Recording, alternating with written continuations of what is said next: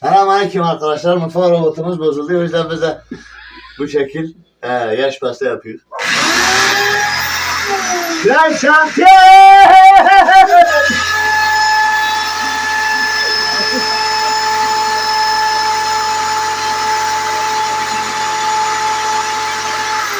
Amin oğul esere şateyi kırır esere.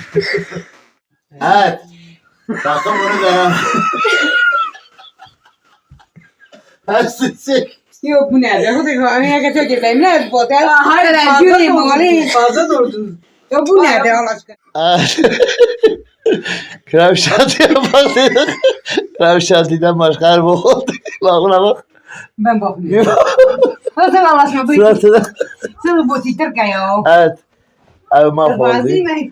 Bu makine yaş şeyimiz mutfak robotu bozuldu. Zımara ne yapayım? Krem şanti için üstüse krem şanti için matkapla yapak dedik.